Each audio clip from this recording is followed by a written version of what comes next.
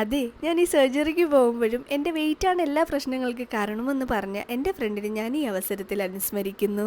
അപ്പോൾ എന്താ സംഭവം എന്ന് വെച്ചാൽ എൻ്റെ തൈറോയിഡിലൊരു ചെറിയ മുഴ വന്നു. അത് ചെറുതായിട്ടൊന്ന് ക്യാൻസറസ് ആയിരുന്നു. അപ്പോൾ കള്ളന്മാരിൽ നല്ല കള്ളൻ എന്നാണ് ഡോക്ടർ അതിനെ വ്യാഖ്യാനിച്ചത്. പേടിക്കാനൊന്നുമില്ല. അപ്പോൾ ആ ഒരു ധൈര്യത്തിൽ ഞാൻ സർജറിക്ക് പോകുന്നതാണ്. ഇപ്പോൾ ഈ സർജറി കഴിഞ്ഞിട്ട് ഏകദേശം 1 വർഷമായിട്ടുണ്ട്.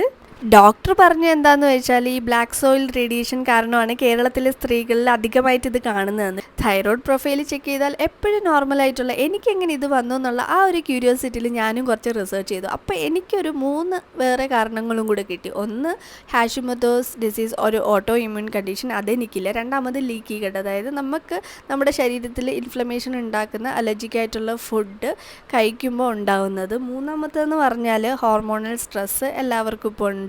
അതുപോലെ ട്രോമാറ്റിക് ആൻഡ് ക്രോണിക് സ്ട്രെസ്സിലൂടെ കുറച്ച് കാലം കടന്നു പോയെങ്കിൽ നിങ്ങളുടെ HPT ആക്സസിനെ അത് ഡിസ്റപ്റ്റ് ചെയ്തിട്ട് ഈ ഒരു കണ്ടീഷൻ വരാമെന്ന് ഞാൻ എൻ്റെ കുറച്ച് റിസർച്ചിൽ മനസ്സിലാക്കി. എൻ്റേത് പകുതി തൈറോയിഡാണ് എടുത്ത് കളഞ്ഞിട്ടുള്ളത്. അപ്പോൾ ഒരു 1 ഇയറിനുള്ളിൽ അടുത്ത തൈറോയിഡ് എടുത്ത് കളയേണ്ടി വരുമെന്ന് എന്തായാലും പറഞ്ഞു ഡോക്ടർ. അപ്പോൾ അത് എടുത്ത് കളയേണ്ടി വരുമോ ഇല്ലയോ എന്ന് അറിയാനാണ് ഇപ്പോൾ നാട്ടിൽ വന്നപ്പോഴത്തേക്ക് ചെക്കപ്പിന് വന്നത്. അപ്പോൾ അതിൻ്റെ റിസൾട്ട് എന്താണെന്നും പിന്നെ എനിക്ക് എന്തുകൊണ്ട് ഇത് വന്നു എന്നുള്ളത് ഞാൻ നെക്സ്റ്റ് വീഡിയോയിൽ പറയാം.